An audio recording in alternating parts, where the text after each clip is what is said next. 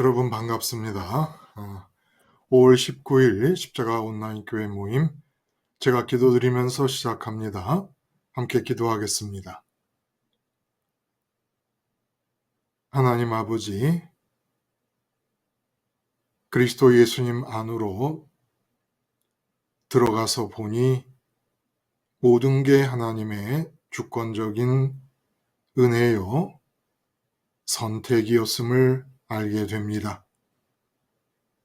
이렇게 하나님의 절대적인 주권적 선택 위에서 하나님의 참 선민이 되었고 남은 자 되었으므로 이제 이 세상에서 삶의 현장 속에 함께 살도록 주어지는 사람들에 대하여 우리가 어떤 마음을 가져야 할지를 분명히 깨닫게 해 주시옵시고, 그것이 우리의 참 선민됨의 증거로 확인될 수 있게 하여 주시옵소서. 오늘 함께 말씀을 나누는 가운데 우리의 참 선민됨이 더욱더 뚜렷하게 우리 자신에게 확인되게 하시고, 그 참 선민됨이 타인을 향하여 증거와 표시로 나타날 수 있을 만큼 우리가 주의 은혜 안에서 성숙하는 일이 이루어지게 하여 주시옵소서. 마지막까지 주께서 함께 해주시기를 바라오며 예수님의 이름으로 기도드리옵나이다. 아멘.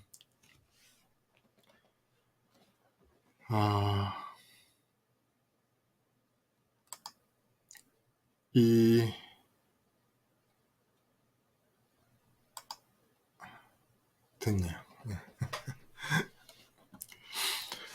오늘 우리가 함께 나누려고 하는 말씀의 제목은 타인을 대할 때 드러나는 참 선민 여부.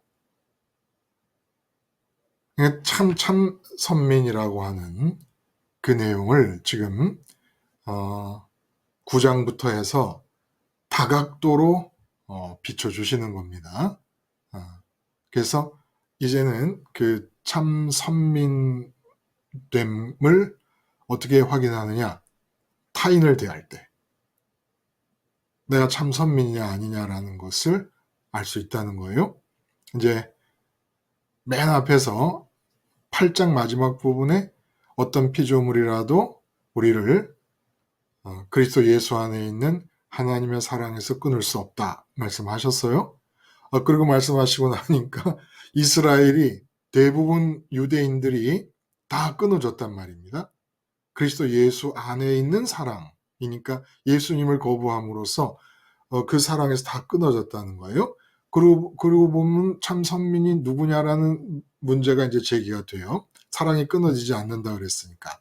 근데 참 선민은 하나님의 선택받은 백성이 참 선민이다. 선택은 하나님의 주권적인 일이라서 이스마엘은 버리시고 똑같은 아브라함의 자손이지만 같은 그냥 웬만하면 아브라함의 혈통들을 다 구원을 해주셔도 그 지구 전체에 온 인류를 생각할 때 많은 숫자가 아니잖아요, 실제로. 근데 아브라함의 혈통을 받고 태어났는데 또 이삭만을 택한단 말이에요. 이스마엘과 나머지 아들들을 다 제해버리시고, 또 이 이삭이 야곱과 에서를 낳는데 야곱은 사랑하시기로 하고 에서는 미워하시기로 결정을 하셨단 말이에요. 아니 그 두 쌍둥이 나왔는데 그거 뭐 좀 다 사랑해 주시면 어때서? 응? 그래서 야곱의 12지파와 에서의 뭐 한 10지파, 이래서 한 22지파. 야, 이러면 풍족하고 좋지 않습니까? 근데 또 솎아내셨단 말이에요. 응? 그 얘기를 오늘 본문에서도 반복을 하십니다. 그래서 이제 그렇게 솎아낸 선민들이 절대 주권에 의해서 그리스도 예수님 안으로 들어가게 된 건데, 그러면 그 그리스도 예수 안에 들어가서 하나님의 주권을 확인하지 않고 그리스도 바깥에 있을 때는 그럼 어떻게 보이느냐, 구원의 문제가. 그러면 10장에서 한 얘기가 그리스도 예수님 밖에서 볼 때는 하나님의 이름을 제대로 불렀느냐? 하나님의 이름을 제대로 부르면 성전 방식으로 불러야 되는데 하나님의 이름을 제대로 부르지 못한 선민에게 허락한 최고의 선물이 하나님의 이름인데 아브라함의 후손이고 야곱의 후손인 12지파에 속한 이스라엘 사람들에게 최고의 선물로 주신 게 하나님의 이름인데 요 하나님의 이름을 부르는 사람들이 구원을 못 받았단 말이에요. 그래서 9장에서는 절대 주권에 의해서 이루어지는 참 선민됨, 남은 자됨, 휩쓸리지 않은 자들이 되는 것에 대해 얘기하시고 10장에서는 그리스도 예수 바깥에서 어떻게 우리가 구원을 향한 책임을 잘 완수할 수 있을 것인가. 그거는 허락하신 선물인 하나님의 이름을 잘 불렀는데 성전 방식으로 불러야 된다는 얘기를 해주시는 겁니다. 참 모순돼 보이잖아요. 그래서 신앙에 있어서 모든 시험은 시험 든다 그러잖아요. 시험 든다. 모든 시험이 드는 일은 전부 거의가 하나님의 주권과 연결이 돼 있습니다. 하나님의 주권과. 그래서 주기도문에서도 이름이 거룩히 여김을 받으시오면 하나님만을 보물로 늘 소망하게 해달라는 거예요. 그러면 거기에 대귀가 되는 게 뭐냐면 우리에게 잘못한 사람을 우리가 용서하듯이 우리의 잘못을 용서해 주세요. 무슨 얘기입니까? 이 세상에서 사람이 나에게 잘못할 때 하나님이 보물이니까 어차피 내 보물은 그 사람이 건드릴 수가 없는데 육체로 살고 있는 동안에 다른 사람이 잘못하는 것은 내 보물을 건드리는 게 아니니까 내가 피해의식을 갖지 않게 해주세요. 이런 뜻이란 말이에요. 그 다음에 하나님 나라가 임하게 해주세요. 하나님 주권이잖아요. 그 대꾸가 뭐예요? 시험에 들지 말게 해주세요. 그래서 저는 주기도문의 기도를 오늘 얘기와 좀 약간 거리가 있는 얘기입니다만 도움이 될까 해서 말씀드리자면 이름이 거룩히 여김을 받으시옵소서라는 것은 그리스도 예수 안으로 들어가면 세상과 끊어지니까 하나님만이 소망이 되는 상태예요. 그럼 곧바로 그 기도를 붙입니다. 우리가 우리에게 죄 지은 자를 사하여 준 것 같이. 그래서 사람들이 내게 어떤 잘못을 하더라도 하나님만이 보물로 소망하고 있는 상태이기 때문에 내 보물이 건드려지지 않으니까 누구도 나의 보물인 하나님을 건드릴 수는 없으니까 그러면 보물 아닌 것에 대해서 잘못하는 건데 피해의식과 손해의식을 갖지 않게 해주세요. 그러니까 용서가 되는 거죠. 저절로.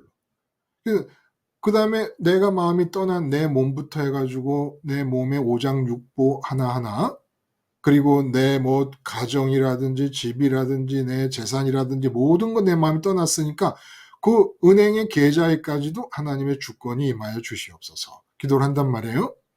몸에도 주권, 내가 몸으로 관계하는 자식에도 주권, 다 주권이 임하는 거예요. 지금 기도하는 얘기를 하는 겁니다. 그 주권이 임해서 심지어는 내 주머니에 있는 돈 3만 원이 있다 그러면 좀 과하게 얘기하자면 하나님 이 3만 원에도 하나님 주권이 임하게 해주세요. 하나님의 지출 계획을 따라 지출되게 해주세요. 그렇게 해놓고 그 다음에 시험에 들지 않게 해주세요를 붙이는 겁니다.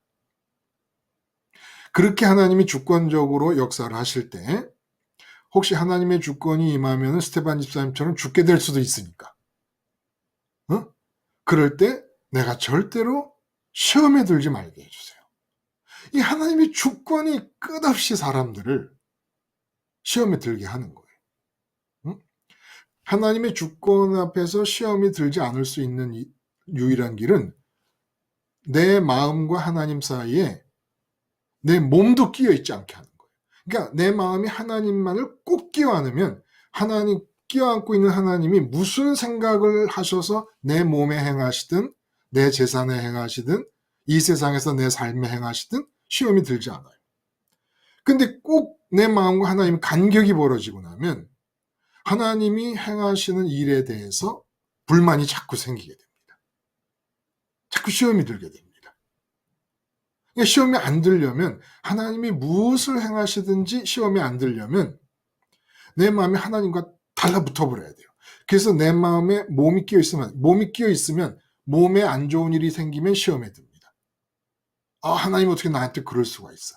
근데 스테반 집사님은 마음에 하나 이렇게 딱 붙어 있으니까 몸이 돌에 맞아 죽어도 시험에 안 되는 거예요. 그러니까 하나님과 내 마음 사이에 아무것도 끼어 있지 않아야, 그 아무것도 끼어 있지 않은 모든 것에 대해 하나님의 주권이 작동될 때 내가 시험에 들지 않아요. 내 재산이나 돈 문제가 마음에 끼어 있으면 돈 문제가 해결이 안 되거나 어려우면 시험에 듭니다. 하나님이 어떻게 나한테 이럴 수가 있어. 그러니까 하나님과 내 마음 사이에 돈 문제가 없어야 돈 문제가 어떻게 되든지 간에 시험에 안 되는 거예요. 악이 뭐예요? 악에서 구하옵소서. 그게 어떻게 됩니까? 뜻이 하늘에서 이룬 것 땅에서도 이루어지이다. 그러니까 내가 말하고 행동함에 있어서 하나님의 생각이 아닌 것을 말하고 행동하는 것이 악이란 말이에요. 그래서 뜻이 하늘에서처럼 땅에서 이루어지기를 바랍니다. 내가 성령님의 장갑이 되기를 원합니다. 그럼으로써 악을 행하지 않게 해주세요. 악에서 구하여 주죠. 절대로 하나님 생각이 아닌 내 생각을 따라 말하고 행동하지 않게 해주세요. 이게 악이란 말이에요. 이 말씀을 왜 드린 겁니까? 오늘 이 11장 본문은 이제 우리가 8장 끝에서부터 얘기하자면 9장은 참 선민이 누구인가라는 걸 밝힌 것이고, 그러므로 하나님 사랑이 끊어지지 않았다. 참 선민이 누군 줄 알면 끊어졌다는 얘기를 못한다. 그 다음에 10장에서는 그리스도 예수님 바깥에 있는 자로서 무엇을 책임져야 되느냐? 하나님 이름 제대로 부르기. 하나님 이름 제대로 부르려면 예수 이름을 불러야 된다. 라는 얘기를 한 거예요. 그럼 이 11장에서는 그럼 무슨 얘기를 하느냐?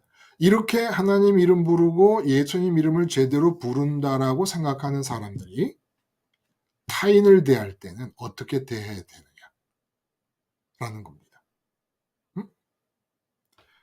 8장의 사랑, 끊어지지 않는 사랑, 나에게 향한 사랑이에요. 그러면 내가 그 사랑을 받을 자가 아닌 자를 참 선민, 남은 자로서 확인을 해 주시는 겁니다.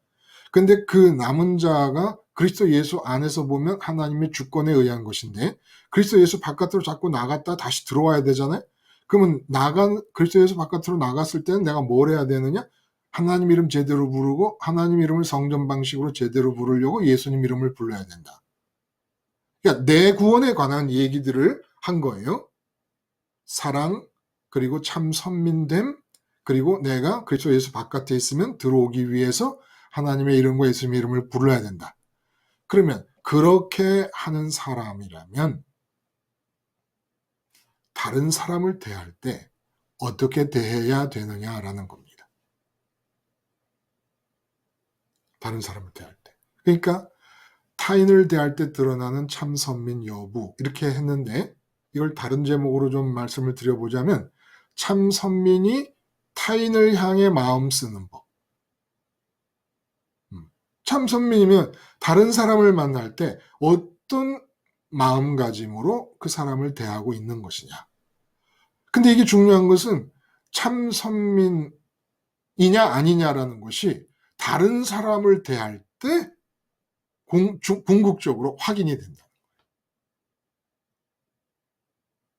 다른 사람을 대할 때 오늘 11장에서 말씀하시는 바와 같은 그런 마음이 안 나타나면 그 이유는 뭐냐? 지금 그리스도 예수님 안으로 들어오지 않았기 때문이고, 그리스도 예수님 안으로 들어간다는 일이 경험되지 않고 있기 때문이고, 그럼으로써 하나님 가지기가 안 되고 있기 때문이다. 하나님 가지기를 지금부터라도 조금씩이라도 시작하고 있다면, 지금 당장은 아니더라도 점차적으로라도, 이게 중요합니다. 점차적으로라도 반드시 타인을 향하여 가져야 될 마음 상태가 정해져 있다는 거예요. 똑같아야 된다는 겁니다. 근본 마음 상태는. 그 마음으로부터 말하고 행동하는 내용은 어떤 행동을 할 것이냐, 어떤 말을 하게 될 것이냐는 정말 천변만화하는 내용들이겠죠. 다양한 것일 수 있겠어요. 그러나 그런 모든 다양한 천변만화하는 말과 행동이 나오기 위한 근본 마음 상태는 똑같아야 된다는 거예요. 그 마음 상태를 본문이 보여주시는 겁니다. 그러니까 본문을 우리가 이해할 때 오해하는 경우가 많이 있어요. 이렇게 8장 마지막부터 9장, 10장, 11장으로 이어지는 맥락을 놓치고 그냥 11장을 딱 보면 이스라엘이 종말적으로 결국 궁극에 가서는 다 구원을 받게 된다는 것이구나. 이게 하나님의 뜻이구나. 이렇게 이해를 해버릴 수 있다는 거예요. 이스라엘은 타인을 대한다라고 할 때 그리스도 예수님 안에 마음이 들어가 있거나 언제나 들어가기를 반복하며 살고 있는 이 참 선민이 사람을 대할 때 그 타인의 대표로 언급이 되고 있는 겁니다. 타인의 대표로. 그 11장 전체의 의미를 그렇게 아시면 좋다는 거예요. 그러니까 내가 아내를 대할 때, 남편을 대할 때, 타인이니까 다 타인이에요. 가족이라고 해봐야 타인이죠. 직장에서 사람을 대할 때, 내가 알고 있는 동창들을, 친구들을 대할 때, 그때 어떤 마음이라야 내가 참 선민이요, 진정한 남은 자, 휩쓸리지 않은 남은 자인가라는 것이 점차적으로라도 이렇게 드러나야 된다는 겁니다.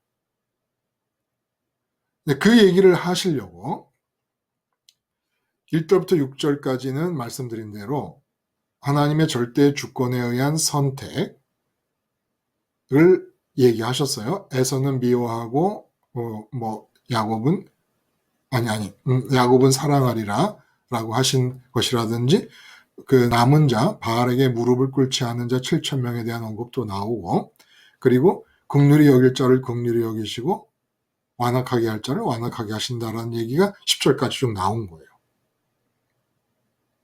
이렇게 하나님의 주권에 의해서 참 선민이 된 그 사람들은 자 이제부터 다른 사람을 대할 때 어떻게 대하느냐가 중요한데 그 예를 들어 유대인을 한번 예를 들어보자. 왜냐하면 유대인이 가장 가까운 타인일 수 있으니까 유대인 집단이. 그래서 말씀하신 게 다시 한번 이제 말씀을 드려보자면 그 11절에 저희가 넘어지기까지 실족하였느뇨 그럴 수 없느니라 저희가 넘어짐으로 구원이 이방인에게 이르러 이스라엘로 시기나게 함이라. 넘어짐이 세상의 부요함이 되며 저희의 실패가 이방인의 부요함이 되거든 하물며 저희의 충만함이리요. 이게 생각의 방식을 가르쳐 주는 겁니다. 유대인이 안 믿어 예수 그리스도를 안 받아들였어요. 하나님의 사랑은 예수 그리스도 안에서만 만날 수 있는데 사랑으로부터 끊어졌어요. 지금 현재 끊어져 있는 상태입니다. 근데 그들이 그렇게 안 받아들이는 바람에 이방인에게로 복음이 전파되는 실제 상황이 벌어진 겁니다.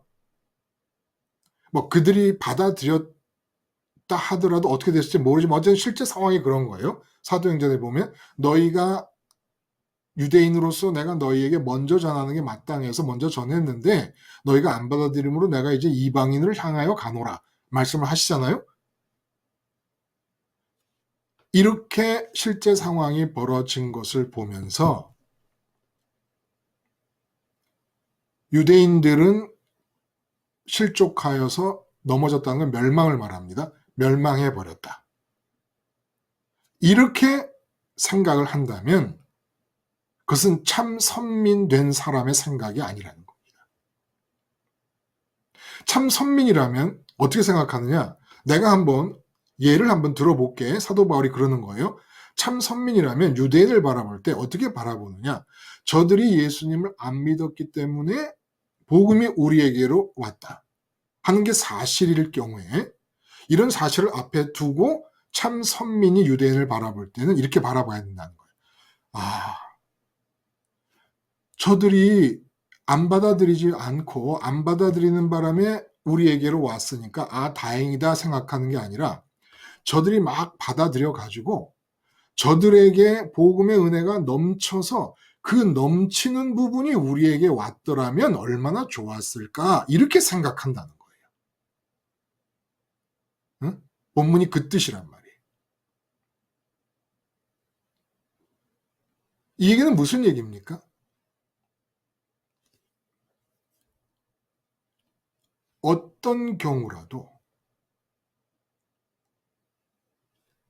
우리 마음에서 어떤 사람을 향해서 이 사람과 복음은 아예 관계가 없는 것이라고 구원과의 관계를 끊어버리고 생각하는 사람이 있어서는 안 된다는 것입니다.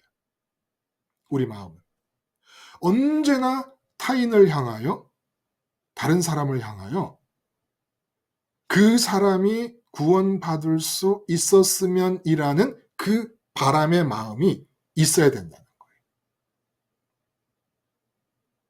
그게 끊어지면 안 된다는 겁니다. 그게 끊어지면 참 선민이 아니라는 거예요. 그래서 그 오늘 본문에서 보면은 우리도 돌감람나무였다가 참감람나무에서 유대인들이 예수님을 안 받아들이니까 가지가 다 잘려 나간 거란 말이에요. 그 빈자리로 돌감람나무였다가 그 가지가 잘려서 유대인들이 접목되지 않고 잘라져 나간 그 자리에 접붙어서 구원을 얻게 됐단 말입니다. 그런데 이 상태에서 우리 마음이 자긍심을 가지고 높아지거나 우월감으로 나타나게 될 경우에는 너희도 잘린다라는 얘기를 하는 겁니다. 자, 유대인이 하나님의 이름을 선물로 받았으면서, 은혜로 받았으면서 하나님의 이름을 부르는 중에 잘려나갔습니다. 똑같다는 거예요. 사도 바울 말씀이. 너희는 예수님의 이름까지도 부르면서, 예수님의 이름과 하나님의 이름을 부르면서까지도 잘려나갈 수 있다. 어떨 때 그런 일이 가능하느냐? 다른 사람을 대할 때 너희의 마음이 어떤 마음인가를 잘 봐라. 어떤 마음을 잘 봤을 때 너희 마음이 우월감을 갖고 있거나 네가 마주대하고 있는 사람에 대해서 구원과의 연결성이 네 마음속에서, 네 마음, 실제로 하나님이 그 사람을 택했냐 안 택했냐는 둘째 문제고, 네 마음속에서 그 사람을 향한 구원의 가능성이 열렸냐 닫혔냐를 보라는 겁니다. 왜 이스라엘이 예수님으로부터 떨어져 나갔을까요? 예수님 안에 있는 하나님의 사랑으로부터 떨어져 나갔을까요? 그거를 결과론적으로 보자면, 눈에 나타나는 현상적으로 얘기를 해보자면, 유대인들이 단 한 명도 이방인에게 구원이, 또 자기네게 임한 선민됨의 구원이 이방인에게도 임하기를 바란 사람이 있다 없다? 없다는 겁니다. 없다는 거예요. 그것은 뭘 말하느냐? 이들이 진짜 선민이 아니었다라는 것을 드러내주는 증거라는 겁니다. 그래서 우리 이제 그리스도인이라고 불리게 된 우리들도, 그리스도 안에 들어가서 하나님의 사랑을 받는다고 하는 우리들도 그리스도 밖에 있는 사람들을 만날 때 그 사람들에 대해서 우월감이라든지 구원의 연결 가능성을 닫힌 상태로 그 사람을 만난다든지 하게 될 경우에는 조심하라는 거예요. 선민이 아니라서 끝끝내 잘려나갈 수도 있을 가능성이 있는 상태니까 조심하라는 겁니다. 지금 사도 바울이 그리스도인이 된 사람들에게 주시는 핵심 메시지는 높아지지 말고 자긍하지 말라는 겁니다. 우월감을 갖지 말라는 거예요. 더 낫다라고 하는 우월감을 갖지 말라는 거예요. 우월감을 가졌다 하면 그 사람은 참 선민이 아니라는 겁니다. 그래서 우월감을 가진 모든 유대인들이 다 잘려나갔습니다. 실제 그 바울이 전도를 하던 그 상황에서 다 거부를 해버립니다. 예수님을. 그런데 사도 바울은 참 선민이에요. 그러면 그렇게 자기가 전한 예수님을 거부한 그 유대인들에게 돌로 쳐 죽이려고 그러고 철천지 원수이기를 자처한 사도 바울에 대해서 그 유대인들에게 한순간도 유대인들의 구원의 가능성을, 자기를 돌로 치고 있는 그 사람들의 구원의 가능성을 닫아본 적이 없다는 거죠. 이것이 선민의 증거라는 거예요. 야, 참. 이 말이 혹시 어려울 수는 있으나 실제 상황에 들어가면 그냥 저절로 나타나는 일인 거예요. 누구나 다 확인할 수 있는 일인 거예요. 실제로. 여러분, 말씀을 드렸습니다마는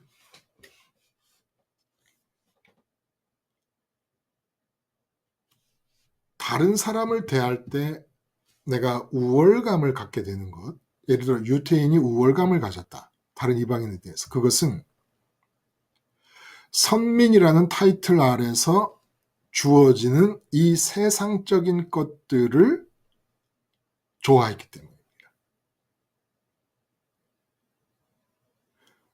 세상에서 사람들이 좋다고 하는 것을 가진 경우에 세상 것을 못 가진 사람을 보면 우월감이 생겨요. 또 세상에서 좋다고 하는 것을 못 가진 자가 가진 자를 보면 열등감이 생겨요. 근데 유대인들은 하나님의 선민이라는 것을 세상적인 것을 많이 갖는 것으로 이해를 한 거예요. 근데 이 우월감의 특징은 뭐냐면 절대로 내가 가진 것을 다른 사람은 절대로 못 갖기를 바라는 겁니다.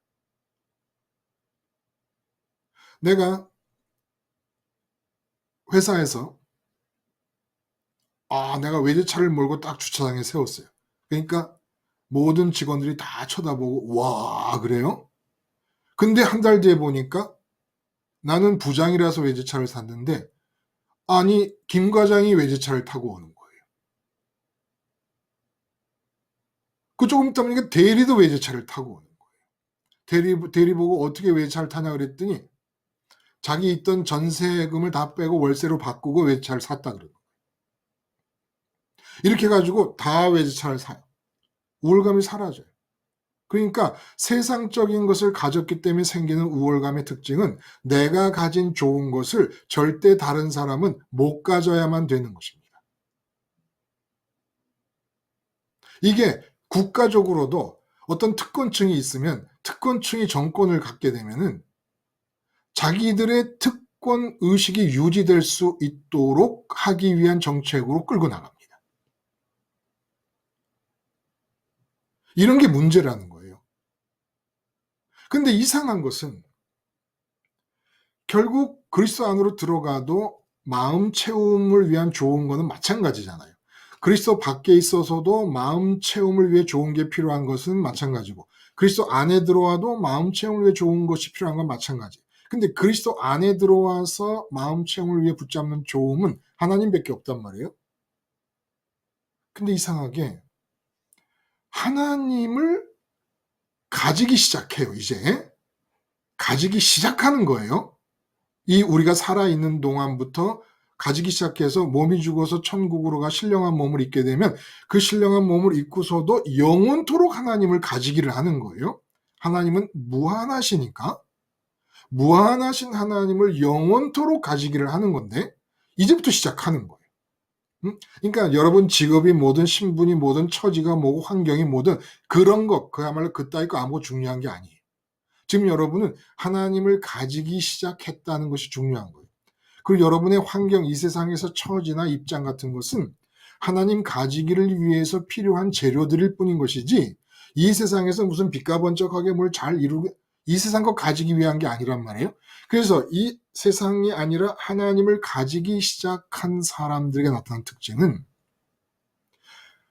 너무 미약할 정도로 하나님을 가지기 시작함에도 불구하고 조금씩 조금씩 하나님을 가지면서부터 나타나는 것은 세상 것 좋은 것을 가졌을 때와 다르게 하나님을 많이 가지면 많이 가질수록 하나님 가지기가 늘어나면 늘어날수록 자꾸 사람을 보면 '내가 가진 이거를 저 사람도 가졌으면 좋겠다.'라는 생각을 한다는 거예요.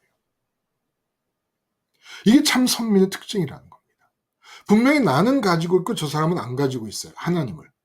너무너무 쪼끔 갖고 있어도 나는 갖고 있고 저 사람은 안 갖고 있단 말이에요. 그러면은 우월감은 유대인들이 보였던 그런 우월감을 적용하면 '나만 하나님을 계속 갖고 너는 영원히 하나님을 갖지 말아라.' 이렇게 마음이 나와야 되는데 참 이상한 것은 실제 하나님을 가져보면 쪼금이든 많든 하나님을 가져보면 자기가 가진 고만큼이라도 갖지 못한 사람을 보면 '아 이 사람도 요만큼이라도 하나님을 가지면 좋겠다.'라는 생각을 자꾸 한다는 거예요. 이거는 이론이 아닙니다. 사도 바울이 지금 이론을 말씀하시는 게 아니에요. 당신이 실제로 마음에서 느끼는 바를 얘기하고 계시는 거예요. 그렇게 자기를 미워하고 죽어라 하고 돌로 치고 철천지 원수 되기를 자처한 유대인들인데 이상하게 하나님을 가진 사람의 마음은 그 사람들도 나만큼 하나님을 갖기를 원하게 된다는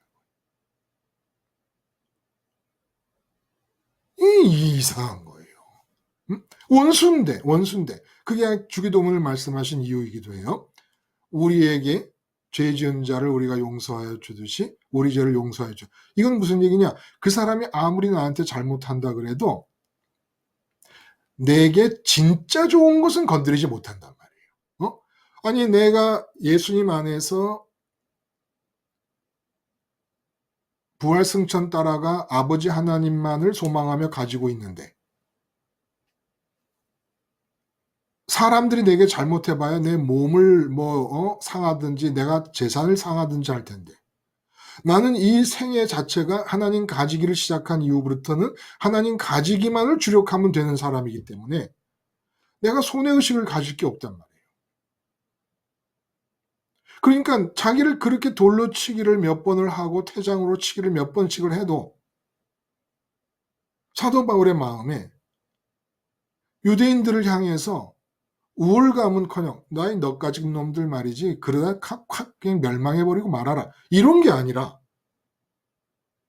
자꾸 자기가 가진 하나님을 저들도 가졌으면 좋겠다는 생각을 한단 말이에요. 이게 어디서 나오는 겁니까? 가짜 좋음과 진짜 좋음의 차이라는 거예요. 가짜 좋음은 그것을 가진 나만 끝까지 갖기를 원해요. 우월감이 유지되기를 바라요. 못 가진 사람은 끝까지 못 갖기를 바라요. 그래서 제가 그런 얘기 들었어요. 한동안 우리나라 정치계에서 정치인들이란 사람들이 국민들을 벌레 보듯 하면서 그냥 저 사람들은 그냥 먹을 거나 주면 되는 거야. 겨우겨우 먹고 살면 되는 거야.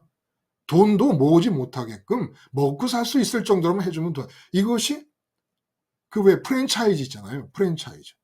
프랜차이즈 본사에서 지점을 향해서 "네가 먹고 살면 됐지."라고 해 갖고 다 긁어간다는 거예요.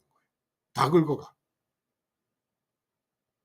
그래 갖고 자기들의 우월감을 끝까지 우월한 상태를 유지해 나가서 계층을 유지시켜 나가려고 하는 본성이 있다는 거예요, 악한 본성이. 이게 가짜 좋음을 가진 자들의 특성이라는 겁니다. 근데 진짜 좋음을 가진 자들은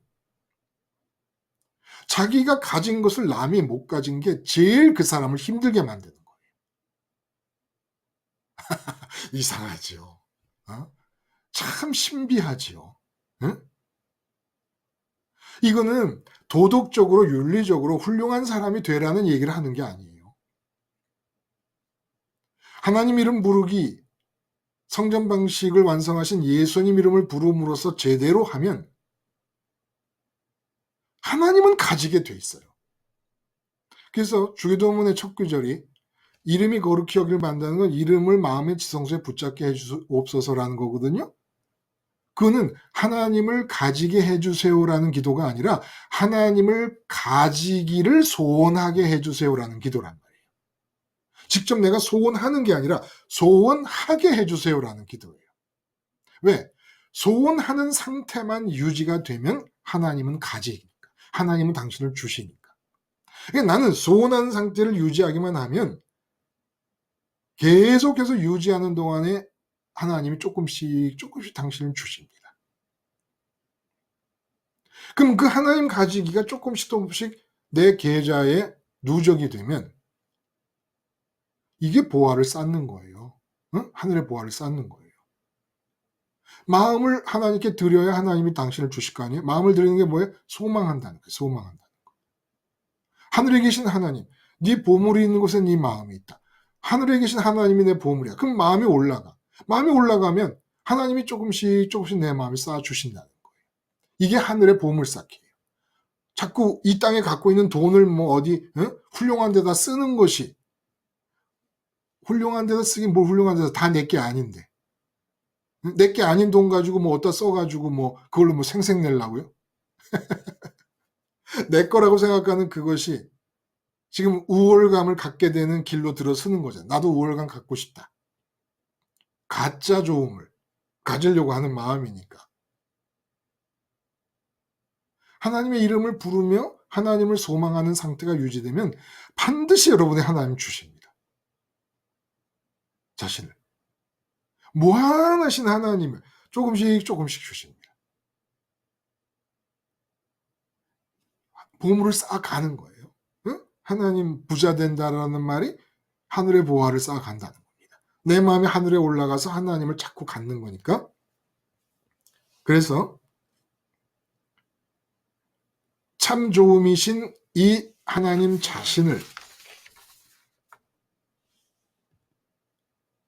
가진 자의 특성은 사도 바울 봐요. 어떻게 하든지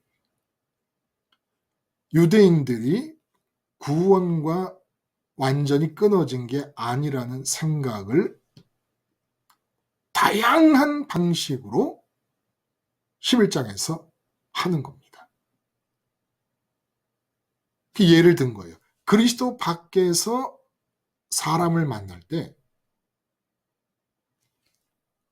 우리가 그 사람의 구원의 가능성을 닫아야 할 이유는 우리 마음에서 세상에 존재하지 않는다는 거예요. 그게 11장의 핵심 메시지인 겁니다.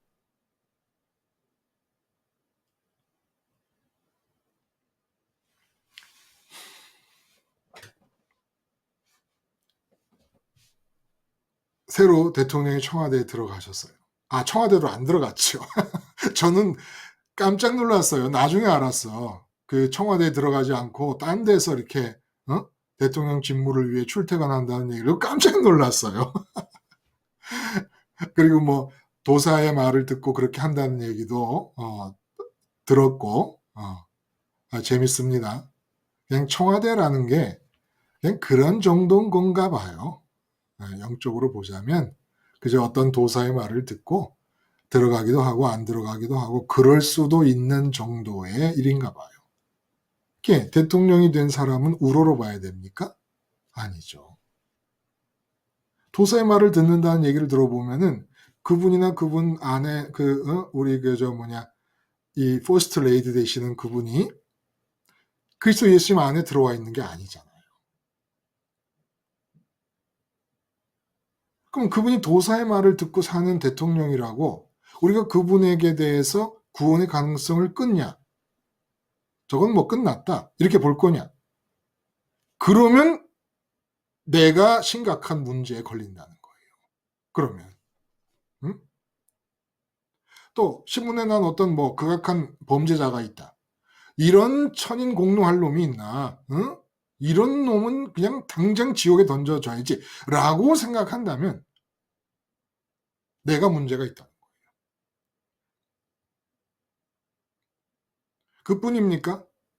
가까운 가족 중에서도 도저히 안 된다. 도저히 안 된다. 그래서 가족 중에서도 이미 마음에서 구원과 관계없는 자로 정리해버리는 경우도 있게 됩니다. 안 된다는 거예요. 안 된다는 거예요. 어떨 때는 그냥 콱 속 시원하게 저거는 그냥 구원과 아무 상관도 없어라고 말해버리고 싶은 사람이 있어요. 괜히 이유도 없이 나를 원수 취급해가지고 나를 막 잡아먹지 못해 안다라는 사람도 있어요. 그런데 진짜 그 모든 사람들에 대해서 십자가에서 죽어서 주님 안으로 들어가고 나면 내가 주님 안에 들어올 수 있었던 것도 그리스도 바깥에서는 분명히 내가 하나님 이름을 불러야 되고 주님의 이름을 불러야 돼. 내가 이루고 있으면 안 돼. 저 원수 때문에 내가 마음을 뺏기면 안 돼. 대통령이 마음에 안 들어서 마음 뺏기면 안 돼. 이러면서 하나님 이름 제대로 부르기 위해 그리스도 예수님 붙잡고 십자가에서 죽고 얘는 들어왔단 말이에요. 그러고 보니까 내가 그렇게 하나님 이름 붙잡고 예수님 십자가 붙잡고 예수님 안에 들어올 수 있었던 것도 전적인 은혜구나. 분명히 내가 그런 다양한 사람들에 의해 마음 뺏기는 게 안 된다고 생각해서 십자가를 붙잡고 죽고 했는데도 들어오고 보면 그렇게 느껴진단 말이에요. 그리고 들어와서 하나님의 절대 주권에 의해 택함을 받고 하나님의 사랑을 접하게 되면 그렇게 나를 못 잡아먹어서 원수처럼 나를 대하던 그 사람 때문에 내가 십자가로 도망을 들어왔는데 안에 들어와서 그 사람을 보면 저 사람도 나처럼 되었으면 좋겠다 라는 마음을 갖게 된다는 거예요. 진짜 그리스도 안으로 들어온 증거가 타인을 향하여 어떤 처지와 어떤 경우에도 무조건적으로 그 사람의 구원의 가능성을 내 마음에서 닫지 않는 거라는 겁니다. 이것이 점차적인 하나님을 가짐의 과정을 염두에 두면 지금 당장 그럴 수 없을 수도 있어요. 하나님 가지기를 시작했다면. 근데 하나님 가지기가 진척되면서 반드시 나타나야 될 마음이라는 것을 잊지 말라는 거예요. 이게 1년 지나고 2년이 지나도 사람들을 대할 때 그런 마음이 안 생기고 있다면 이거는 하나님 이름 부르면서 유대인이 잘려나간 것처럼 예수님 이름까지도 부르면서 잘려나간다는 겁니다. 그거 뭐 제 말씀이 아니에요. 그냥 사도 바울이 얘기를 한 겁니다. 응? 그 가지들을 향하여 자긍하지 말라. 자긍할지라도 네가 뿌리를 보존하는 것이 아니요 뿌리가 너를 보존한다 해놓고 옳도다. 저희는 믿지 아니함으로 꺾이고 너는 믿음으로 섰느니라. 높은 마음을 품지 말고 도리어 두려워하라. 하나님이 원가지들도 아끼지 아니하신즉 너도 아끼지 아니하시리라. 근데 이렇게 말씀하고 계시는 하나님의 사랑이 끊어지지 않을 거라는 얘기하신 분이 이렇게 지금 원가지도 잘랐으니까 너도 자르시리라 라는 말씀하게 되시는 그 이유가 뭐냐면은 타인을 향해 갖고 있는 너의 마음 상태가 정말 집요한 불굴의 의지로 그 사람의 구원의 가능성을 붙잡지 않고 있다면 일어날 수 있다. 잘려져 나가는 것이 일어날 수 있다라는 겁니다. 어떤 사람은 구원의 가능성을 닫지도 않고 열지도 않고 무관심해요. 이 무관심한 것도 마찬가지예요. 만나는 사람이에요. 뭐 사람을 만나려고 돌아다니라는 얘기가 아니라 만나는 그 사람에 대해서 그냥 아무 느낌도 생각도 없어요. 한마디로 뜨거운 다이내믹이 안 나와. 만나고 있는 사람을 향한 뜨거운 다이내믹이 안 나와. 생명 현상이 안 나와. 그거는 내 속에 생명이 없기 때문이에요. 살아있음이 없기 때문에 그래요. 살아있음이 뭡니까? 하나님 아버지를 가지기 시작하는 거예요. 하나님 아버지를 이미 가졌거나 계속 가지고 있거나 가지기 시작하는 거예요. 그게 생명이에요. 생명. 근데 생명 현상이 안 나타나.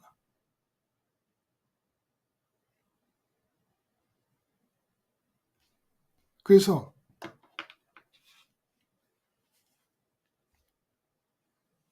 오늘 이 본문에서 특이한 단어를 얘기하십니다.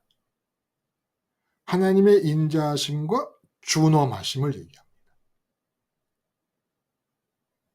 하나님의 인자하심은 그 끊어지지 않는 하나님의 사랑, 그리스도 예수님 안에 있는 하나님의 사랑, 인자하심이고, 준엄하심은 하나님의 이름을 부르는 사람들, 예수님의 이름을 부르는 사람들에게 적용되는 거예요. 본문에서 그렇다는 거예요. 그 준엄하심이 뭡니까? 하나님의 이름을 부르고 예수님의 이름을 부르는데 잘려나간다는 겁니다.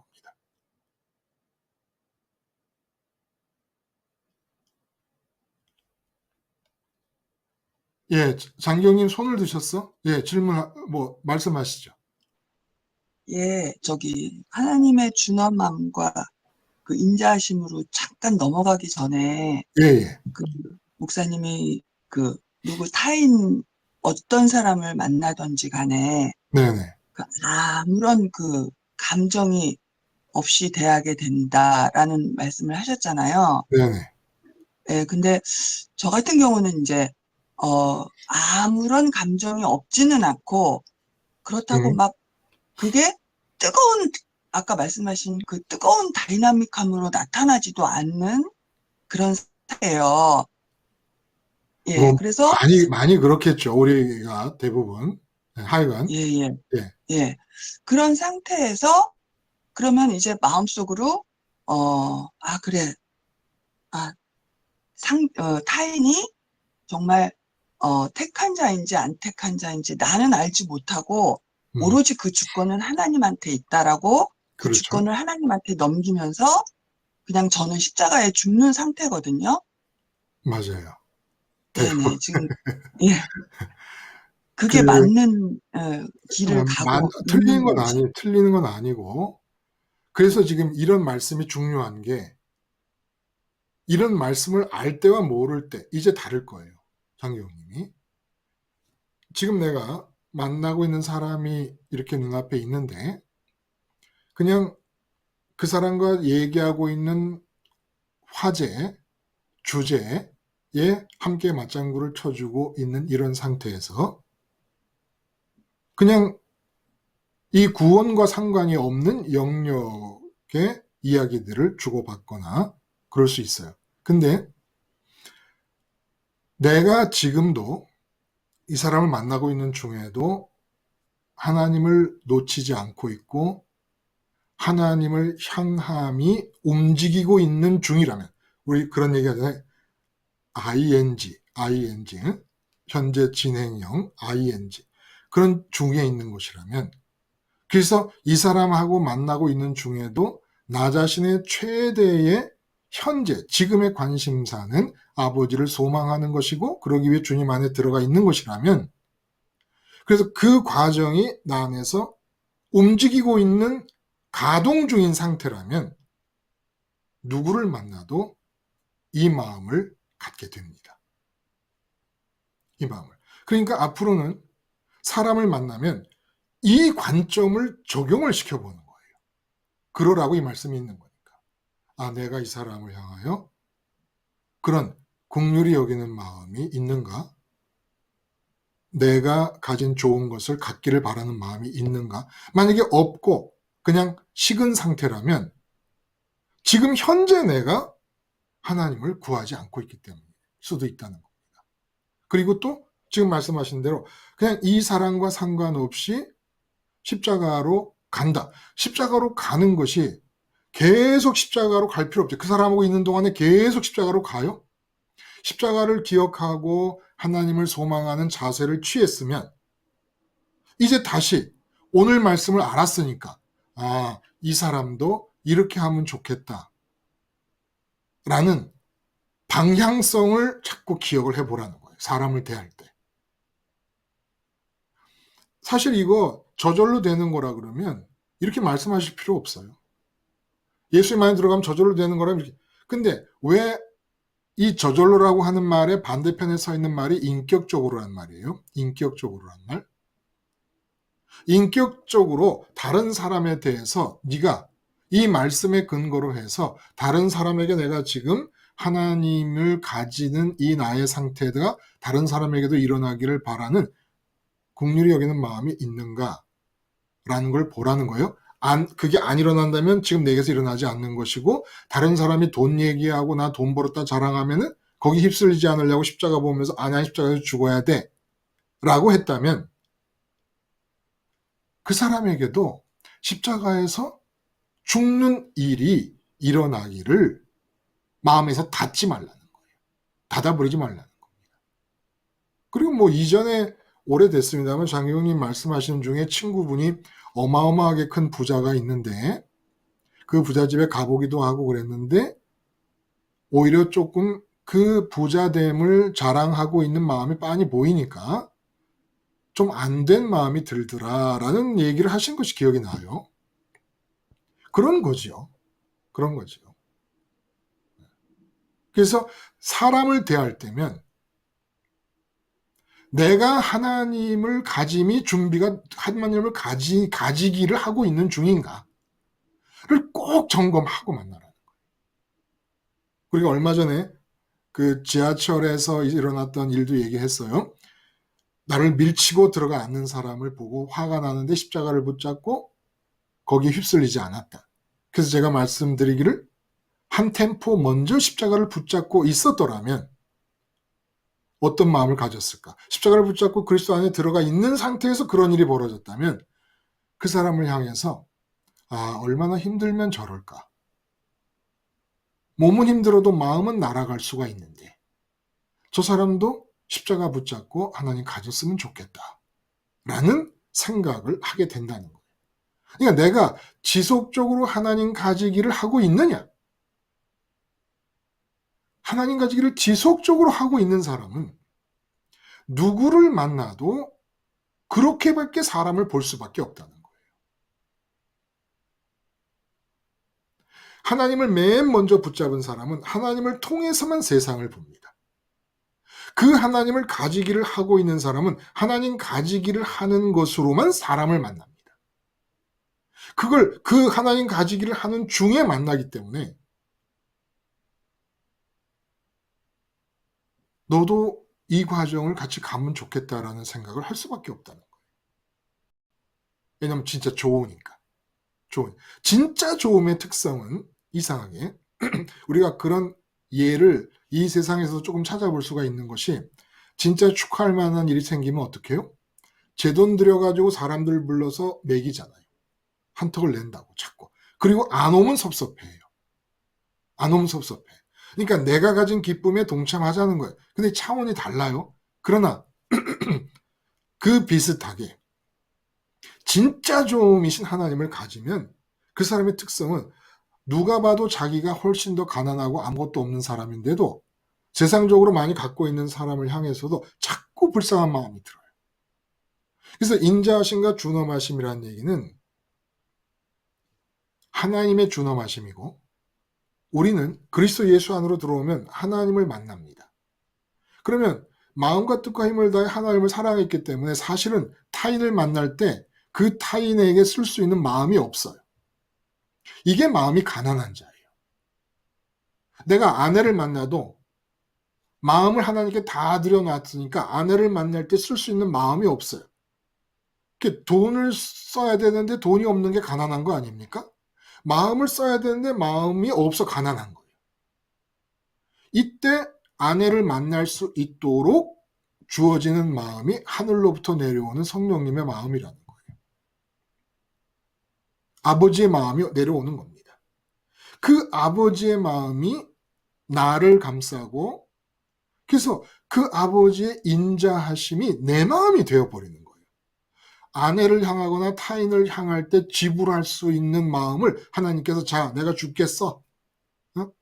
우리가 무슨 출장을 간다든지 무슨 일을 하면 회사에서 출장비라고 이렇게 주잖아요. 그러면 내가 마음을 다해 하나님을 사랑해서 마음을 아버지를 소망하는 일에만 다 써요. 그리스도 예수 안에서. 그러면 아내를 만나고 사람을 만나고 세상 일을 대하고 돈을 벌어야 되고 하고 직장 일을 해야 될 때 마음을 써야 되잖아요. 그때 하늘에서 내게 출장비 쪽으로 아버지의 마음을 주신다는 거예요. 그 아버지의 마음이 인자함이라는 거예요. 근데 그 인자함은 아버지의 인자하심과 어떻게 달라요? 분명히 아버지의 인자하심이 우리에게 주어진 우리의 마음이 된 건데, 그러니까 모두가 불쌍하게 보이는 거예요. 근데 그 인자하심이 우리에게 주어졌을 때 뭐가 다릅니까? 준엄함이 없는 인자하심만 있는 마음이라. 주권자의 신분이 없이 주어지는 인자함이라. 그래서 하나님은 인자하심과 동시에 주권자로서 준엄하심을 갖고 계시는데, 우리가 사람을 대할 때는 하나님이 우리에게 주권을 주시는 게 아니에요. 주권의 준엄함을 주시지 않고 사랑의 인자하심을 주십니다. 그러니까 예수님조차도 세상에 오셨을 때 뭐라 그래요? 내가 너희를 심판하러 온 게 아니라 너희를 구원하러 왔다. 심판하러 온 게 아니래. 심판하셔도 되는 분이에요. 근데 인간으로 오셨기 때문에 심판하러 오신 게 아니라는 무슨 얘기입니까? 오직 주권의 준엄함은 아버지께만 다 드리고, 당신은 인자하심만을 가지고 사람을 대한 거예요. 아버지의 준엄하심과 인자하심 중에서 인자하심 부분만을 가지고 사람을 대한 거예요. 그럼 우리 이런 질문을 할 수 있어요. 예수님이 성전 정화도 하시고 채찍으로 흔드시고 바리새인들을 향해서는 막 저주를 퍼부으시고 막 그러지 않았냐? 물론 세리와 죄인들을 향해서는 따뜻하게 품어주셨지만 그 인자하심이 나타나는 형태가 다양한 것뿐이에요. 성전에서 채찍을 들고 후려치면서 성전을 정화합니다. 인자하심의 표현인 거예요. 구원받기를 바라는 인자하심의 표현인 거예요. 바리새인을 향하여 저주받을 자라고 욕을 하시고 막 야단을 치십니다. 인자하심의 표현인 거예요. 죄인과 세리를 향하여 따뜻하게 품어주십니다. 인자하심인 거예요. 하나님의 인자하심이 우리를 통하여 나타날 때 어떤, 예를 들어 뭐 우리 가족이라 그러면 소리 치는 형태로 나타날 수 있어요. 야단을 치는 형태로 나타날 수도 있습니다. 구원을 위해서, 구원을 갖게 하기 위해서. 준엄함이라는 것은 잘라버리심을 말해요. 잘라버리심. 그러나 야단치시고 매로치시고 타이르시고 하는 이 모든 것은 인자하심 속에 있는 거예요. 성전 정화가 왜 잘라버리는 준엄하심이 아니라는 거예요. 끌어안으시려는 인자하심이지. 우리는 주권 없는 인자하심을 가지고 이 사람을 만나는 겁니다. 주권이 없기 때문에 그냥 그 사람을 향하여 내가 가진 하나님을 갖기를 바라는 불쌍함과 긍휼이 여김만 있는 것이지, 그 사람에 대해서 주권을 발휘하는 게 아니에요. 판단하고 이 사람의 준엄함 잘라버리는 일은 우리의 일이 아니라는 거예요. 우리의 일. 그러니까 우리는 하나님이 주신 인자하심을 재료로 그 인자하심을 가지고 사람을 대할 때 모든 사람이 다 하나님의 구원, 내가 가지고 있는 이 좋은 하나님을 갖기를 바라는 거예요. 이렇게 이 한 가지가 공통적으로 이루어지면 이제 우리가 평생 만나는 모든 사람들에 대하여 할 말과 할 행동들이 진짜 그때그때 성령님에 의해서 결정되는 일이 일어납니다. 지금 성령님이 우리를 장갑으로 낀다라고 해도 긴가민가 밍숭맹숭 하잖아요. 그럼 어떻게 해야 진짜 성령님이 내 말과 행동을 장갑으로 끼는 일이 일어납니까? 이 하나님의 인자하심으로 사람을 대할 때. 그럴 때 정말 극악한 범죄자는 범죄자대로 거기에 맞추어진 말과 행동이 나올 것이고, 대통령이면 대통령을 만났을 때 그에게 맞추어진 말과 행동이 나올 것이고, 모든 사람의 처지와 모든 사람의 형편에 따라서 성령님이 시키는 말과 행동이 나오는 확률이 점점 더 커지는 것은 우리가 다른 사람을 향하여 인자한 마음을 갖고 있느냐. 인자한 마음이 뭐예요? 내가 가진 이 좋은 하나님을, 인자하심은 하나님의 인자하심이 우리가 사람을 대하는 우리의 마음이 되는 것은 우리가 하나님을 가지기 때문에 가능합니다. 하나님을 가지기 때문에. 하나님의 참 좋음을 알기 때문에. 그래서 그 가진 하나님으로부터 인자함의 마음이 타인을 대할 때 써야 될 비용으로서 우리의 마음으로 주어지는 겁니다. 우리 본래의 마음은 하나님께 다 드려야죠. 다 드려야죠. 그러니까 타인을 만날 때는 사도 바울이 지금 하여간 그 불구대천지 원수 같은 유대인들이 어떻게 하든지 구원으로 연결을 시키기 위하여 안다라는 그 모습을 보라는 거예요. 그 마지막에 신비에 대한 얘기를 할 때 이방인의 수가 다 충만하게 차기까지 더러 이스라엘 중에 완악한 자들이 있을 것이다 라는 말을 하잖아요. 이게 신비라고 얘기를 합니다. 그러면 이방인의 수라는 것은 하나님께서 정해놓으신 이방인 중에서 선택한 사람들이고요.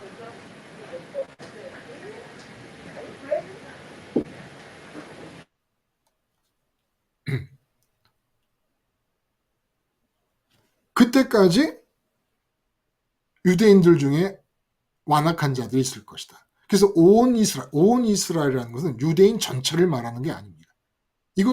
그건 너무 월권이죠, 사실은. 이렇게 단정적으로 말하는 것은.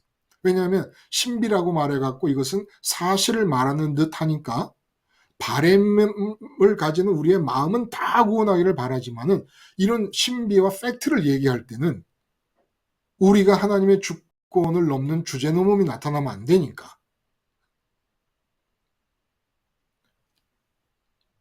이것이 실제 일어나는 사건이더라도 말씀드린 대로 2000년 동안 태어나서 그리스도인이 됐다 죽은 사람들에게 아무 의미가 없는 거예요. 아직 종말도 오지 않았고 하나님이 택한 온 이스라엘이 다 택한 자, 이스라엘 중에 택한 자들이 다 믿는 일도 벌어지지도 않았으니까.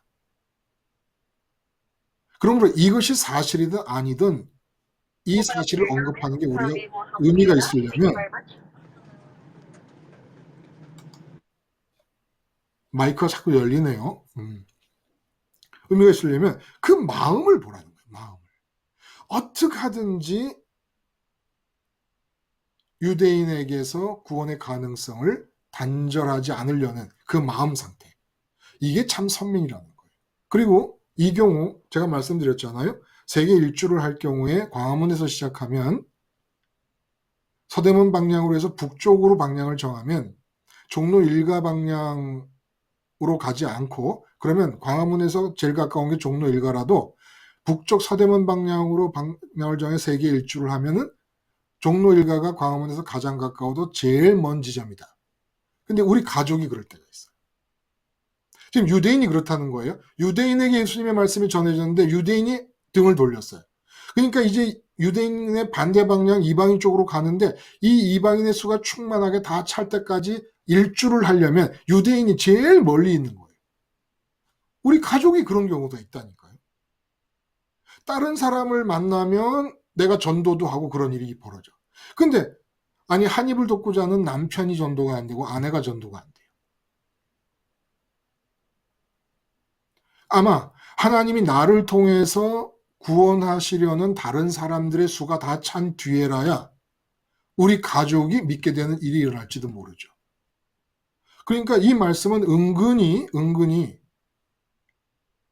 모든 사람을 만났을 때 빨리빨리 잊지 말고 하나님을 가졌으면 좋겠다는 마음을 가짐으로 인자한 긍휼히 불쌍히 여기는 마음을 가지고 대함으로써 너를 통해 구원받게 하려는 숫자가 빨리빨리 차가지고 너와 제일 가까이 있었으나 제일 멀리 있었던 너희 가족이 구원받게 하라.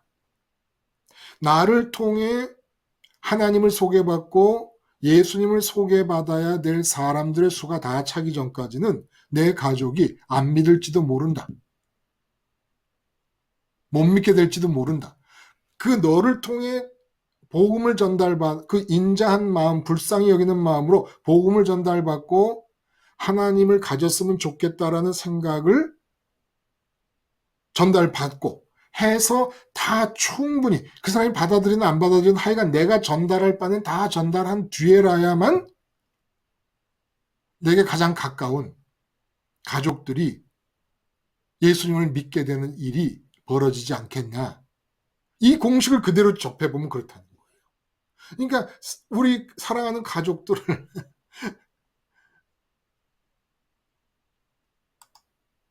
김인수 님이 뭘 이렇게 만지면서 자꾸 카메라와 마이크를 잘못 건드리시는 것 같아요. 근데 가장 가까운 가족들을 믿게 하려면 부지런히 만나는 사람들마다 잊지 않고 이렇게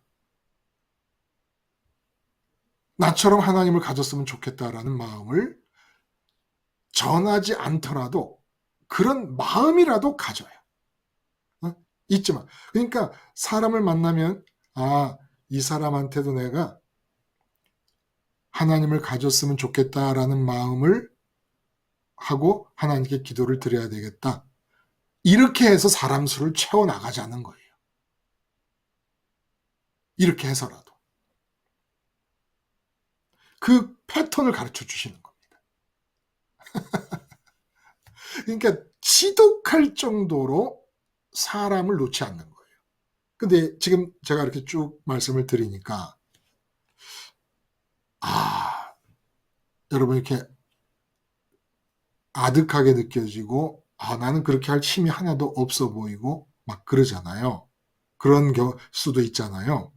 그런 분도 계실 거란 말이에요. 그게 왜 그러냐? 응? 여러분, 사람이 죽을 때까지 살아도 사람이 보이지 않습니다. 내가 죽을 때까지 70년, 80년, 90년, 100년을 살아도 한 사람도 타인을 보지 않은 채 인류가 죽어가고 있다는 거예요. 75억 명 중에 다른 사람을 보는 사람이 100명 될까요? 200명 될까요? 300명 될까요? 십자가 복음 방송 들으면 십자가 생활을 하는 사람 중에서 있을 거예요. 분명히. 나는 오늘도 내일도 회사 가면 사장님 보고 집에 가면 가족들 보는데 아니요. 가족들과 함께 평생을 살아도 가족을 보는 사람은 아무도 없어요. 회사를 나가서 사장님부터 모든 직급의 동료들을 다 봐도 아무도 사람 보는 사람이 없어요. 누구를 보느냐?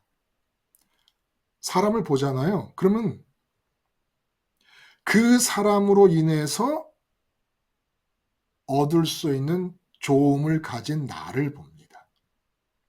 사람을 보잖아요. 그러면 그 사람으로 인해서 나쁨이 생겨질 수 있는 나를 봅니다. 마음의 공백 상태는 24시간 흡입하고 있어요. 24시간. 그러니까 누구를 만나도 작동하고 있어요. 근데 누구를 만나든지 작동하는 이 마음의 공백의 흡입력 때문에 내가 남편을 보면은 남편 보는 게 아니에요. 남편 때문에 내 좋음의 상태가 어떻게 변할 것인가. 남편으로 인해서 좋음을 가진 나를 보든지 남편으로 인해서 나쁨을 가진 나를 보든지. 그래서 남편으로 인해서 좋음을 가진 나를 보면 남편이 좋다 그러고 남편을 만나지도 못한 거예요. 자기를 봤을 뿐이야. 남편 때문에 생기는 나쁨을 가진 나를 보면 남편이 싫다 그러는 거예요. 그래서 평생 아무도 다른 사람을 보지 않고 그 다른 사람 때문에 영향받는 나를 봅니다. 왜냐면 나를 채워야 되는 게 24시간 급선무기 때문에. 자식을 봐요? 그럼 자식을 본다고 생각해. 자식을 사랑한다고 그러고 자식을 양육한다고 그러고 자식을 기른다 그래. 아니요.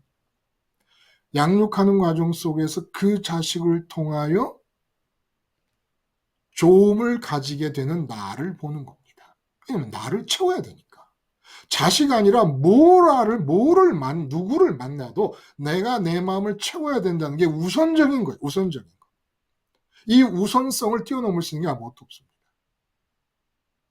채워야 되니까. 그래서 사람이 보이질 않아요. 누구를 봐도 그 사람으로 인해서 영향받을 나를 보는 거예요. 나를. 채워야 되는 과정이 반드시 과제로 주어지고 있으니까.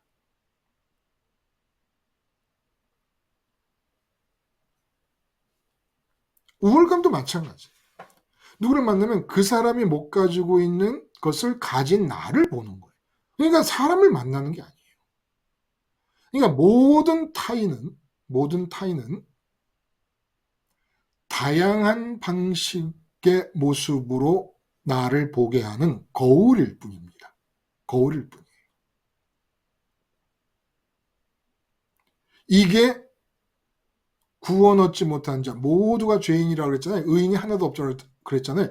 하나도 없는 그 의인, 불의한 사람들의 특징이 죄인들의 특징이라는 거예요. 근데 그리스도 예수님 안으로 들어가요. 그럼 이제 어떤 일이 벌어집니까?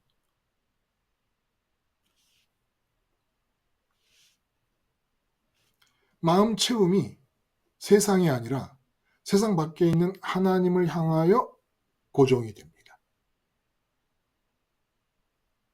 그래서 하나님을 소망하는 중에 사람을 만나요. 그러면 이 사람을 통해서 얻을 좋을 것도 기대를 안 하고 주어질 나쁨도 두려워하지 않아요. 우려하지 않아요. 드디어 그 사람이 보이기 시작합니다. 그 사람이 그 사람 자체로 보이기 시작을 해요. 나는 아직 완전히 채워지지 않았어도 오직 하나님만이 유일한 좋으심인 것을 알고 그리스도 예수님 안으로 들어가서 이 세상에 대해서는 어떤 조음도 구하지 않기로 작정을 한 거예요. 그래서 하나님만을 소망하고 있고 이 사람을 만나고 있는 중에도 하나님만을 소망해요. 그러면 이 사람이 내게 좋게 하거나 나쁘게 하거나 이 사람으로 인해서 좋음을 얻은 나도 십자가에서 죽었고 이 사람을 통해서 나쁨을 얻을 나도 십자가에서 죽은 겁니다. 오직 나는 그리스도 안에 있는 나뿐이고 오직 아버지 하나님만을 바라는 나로서 끝나버려요. 나의 좋음의 나쁨의 문제가 그리스도 안에서 끝나버립니다. 이렇게 끝난 상태가 유지되는 가운데 사람을 만나면 그 사람이 통째로 보이기 시작합니다. 이렇게 사람이 통째로 보이는 이 상태에서 그 사람을 향해 인자한 마음, 불쌍히 여기는 마음, 긍휼히 여기는 마음이 생겨나는 거예요. 우월감을 가지고 있거나 열등감을 가지고 있으면, 우월감을 가지고 있으면 이 사람이 못 가진 걸 가진 나를 보면서 그 사람은 계속 그렇게 있음으로써 가진 나를 계속 보기를 원합니다. 잘났나? 가진나? 그러면 훌륭한 나. 아, 이 사람보다 낫다. 그러니까 이 사람은 나의 훌륭한 모습이 비춰지는 거울로서 작용하기 위해서 계속 못나야 되고 못 가져야 되고 그 지질이 궁상인 상태에서 있어야만 되는 겁니다. 그러니까 보수 성향이 짙을수록 복지를 싫어하는 거예요. 모든 사람이 똑같이 잘 사는 것이 싫은 거예요. 왜? 아니 내가 엘리트 코스를 나왔는데 내가 잘 살아야 되잖아. 이런 식으로. 근데 우리는 보수 성향을 가진 자나 진보 성향을 가진 자 모든 자에게 내가 진보 성향을 가진 사람이나 보수 성향을 가진 사람으로부터 얻을 나쁨과 좋음이 없어요. 그러면 그 사람 자체가 보입니다. 자체가 보여요. 이제 사람이 보이기 시작하는 거예요. 그 사람이 거울이 아니라 나를 비추는 거울이 아니라 그 사람 자신이 보이기 시작합니다. 11장에 이렇게 깊은 이야기를 담고 있는 겁니다. 그리스도 예수 안으로 들어가면 하나님의 이름 제대로 부르고 예수님 이름 제대로 부르면 들어가면 사람이 보인다. 사람이 안 보인다는 증거가 뭐예요? 우월감을 갖는 거구나. 그 사람에게서 어떤 좋음을 기대하거나 그 사람에게서 어떤 나쁨 때문에 우려하거나 그 피하려고 하거나 그 피하는 게 왜 피해요? 그 사람으로 인해서 나쁨이 주어지는 나를 보기 때문에, 그런 나를 원치 않기 때문에 그 사람을 피하는 거예요. 그러니까 일평생을 이런 나의 모습, 저런 나의 모습, 그런 나의 모습으로 둘러싸여서 나 하다가 죽는 겁니다. 아무도 못 만나. 가족도 못 만나. 내가 남편을 못 만나고 남편을 거울 삼아서 남편에게서 주어지는 좋음과 나쁨의 나를 보면서, 남편을 좋아하기도 나빠하기도 한 동안 남편도 똑같은 거예요. 나를 보면서 자기에게 좋음과 나쁨을 따라서 자기 자신을 볼 뿐이지 나를 못 봐요. 75억 모두가 한 사람도 다른 사람을 못 본 채로 각자 75억 개의 거울을 통하여 자기만을 보면서 살다가 죽어갑니다. 이게 생지옥인 거죠.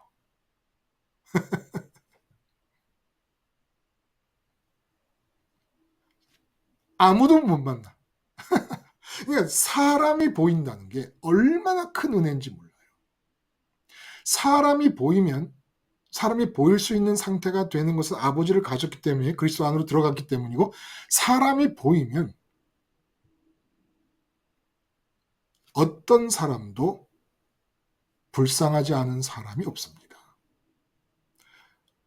나랑 똑같이 하나님을 가지기를 하고 있는 사람이라면 그 사람처럼 보배롭고 반가운 사람이 없는 것이고,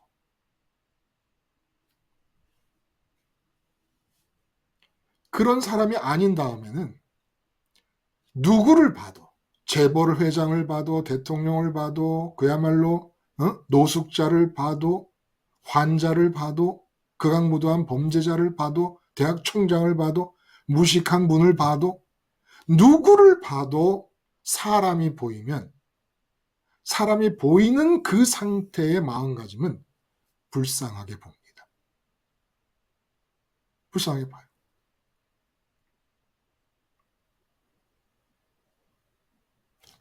여러분 어때요? 장기영님, 사람이 네. 보인 경험이 있어요?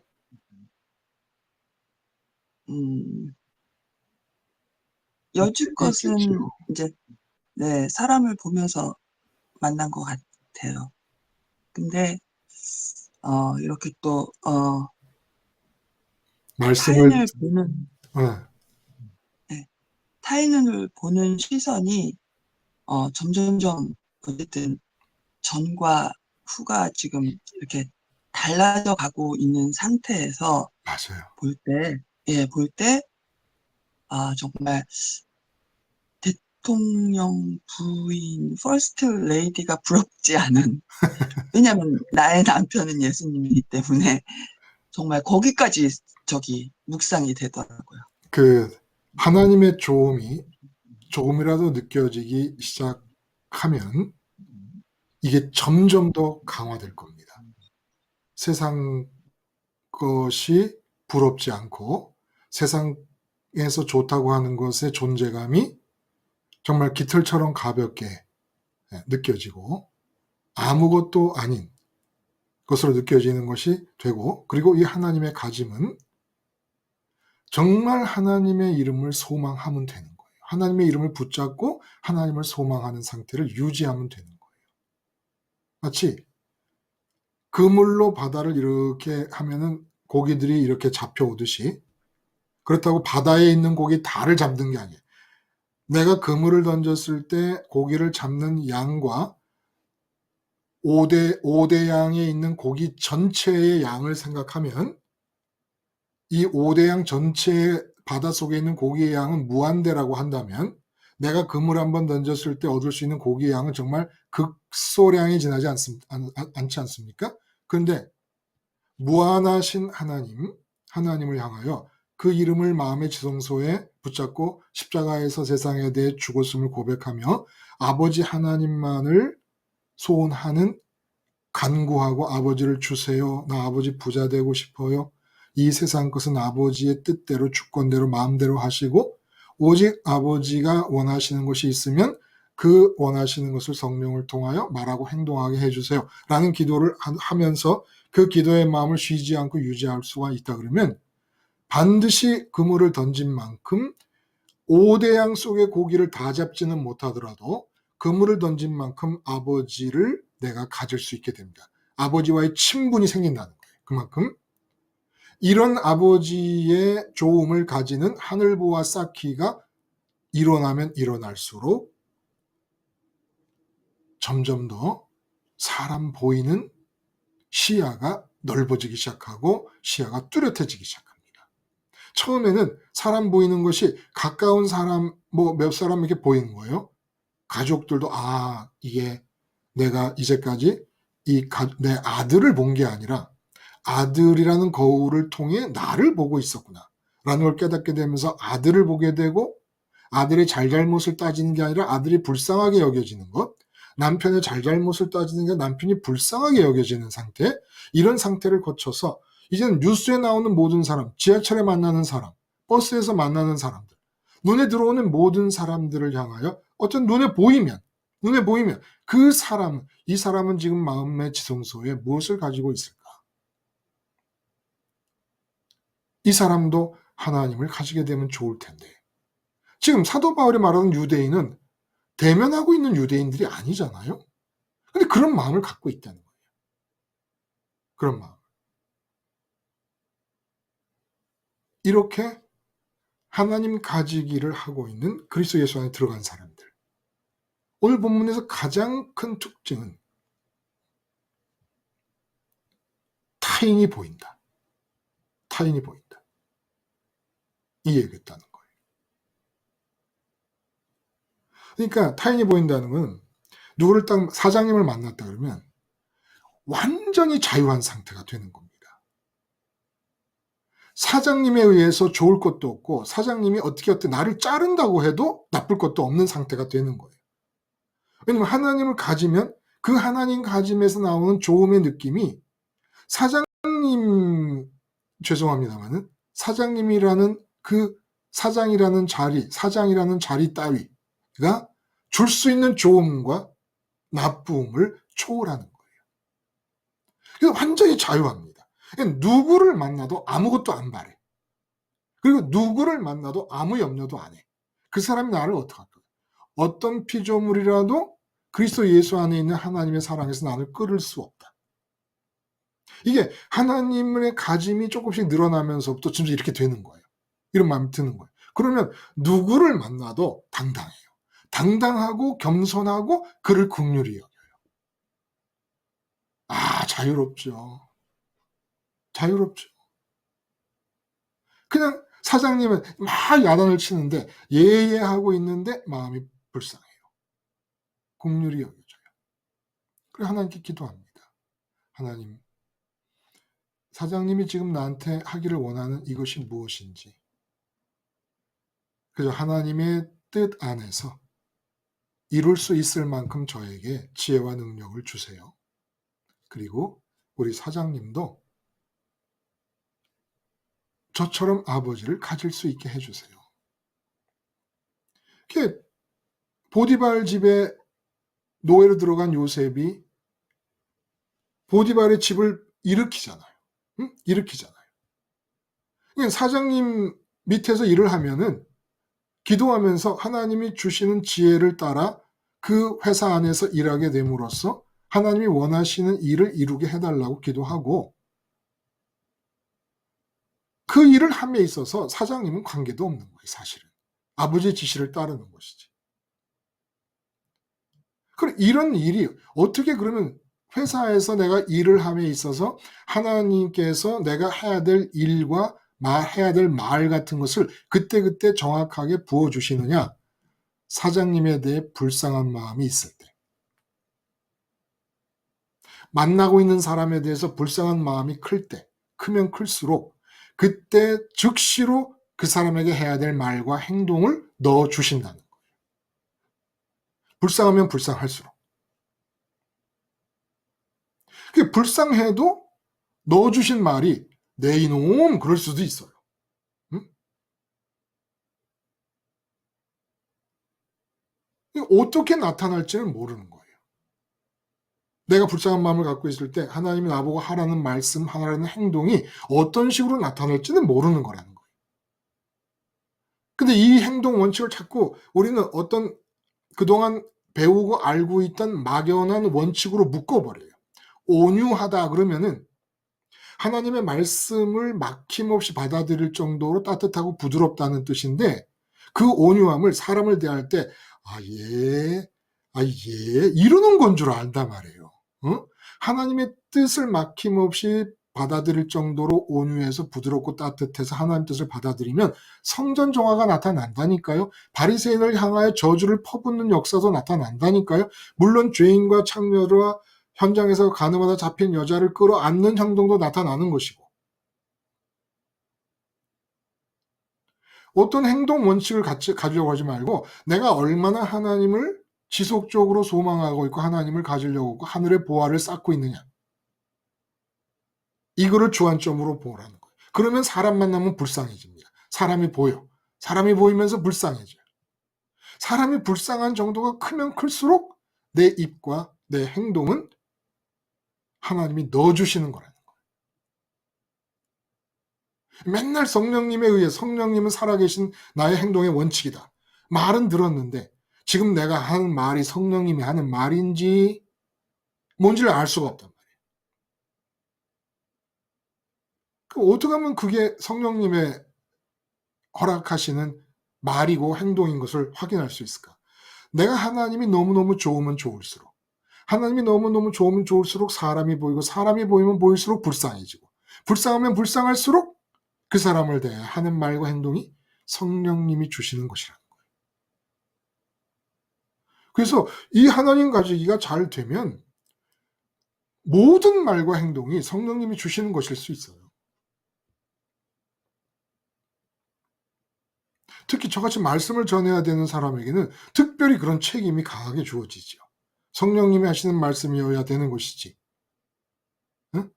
하등의 어떤 다른 요소라도 끼어들면 안 되잖아요. 그게 제 마음에 있다는 거예요. 제가 말씀 전하는 자로서 얼마나 하나님을 열망하고 소망하며 가지고 있느냐.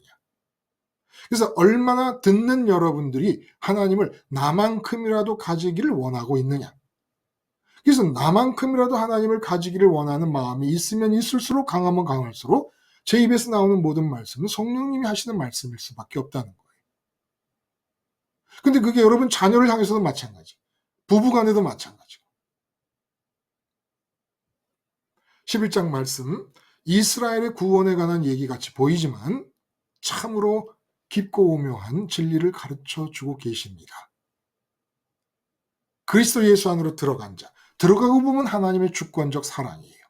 근데 그렇게 들어가는 자로서, 들어간 자, 들어가기를 반복하는 자로서 하나님 좋음을 차곡차곡 쌓아가는 자가 사람을 만나면 그 사람이 보입니다. 그 사람을 거울로 삼은 나를 보는 게 아니라 사람이 보이고, 그 사람이 보이면 긍휼히 여겨지게 되고, 긍휼히 여겨지면 그 사람에게 하고 싶은 하나님의 말씀과 하나님이 원하시는 행동을 할 수 있게 됩니다. 다른 사람을 대할 때 참 선민, 남은 자, 하나님의 주권적 사랑을 받고 있는 자라는 증거가 표시된다는 것을 잊지 않으시는 것만으로도 여러분이 십자가 생활을 함에 있어서 큰 방향성과 박차를 가하는 도움을 얻게 될 것이에요. 기도하시겠습니다. 하나님 아버지, 막 사람을 만나고 싶습니다. 사람을 만나서 그 사람 앞에서 하나님 가지기를 해보고 싶고, 하나님 가짐으로써 그 사람이 보이는 것을 보고 싶고, 그 사람을 긍휼히 여기는 가운데 오직 성령님의 도구가 되는 것을 보고 싶습니다. 날마다 이 모든 현상들이 나에게 하루의 생활 내용이 될 수 있게 하여 주시옵소서. 예수님의 이름으로 기도드리옵나이다. 아멘. 여러분 감사합니다. 이 장시간 참여하기 어려우실 텐데 이렇게 늘 같이 참여해 주셔서 고마워요. 좋은 오후 되십시오.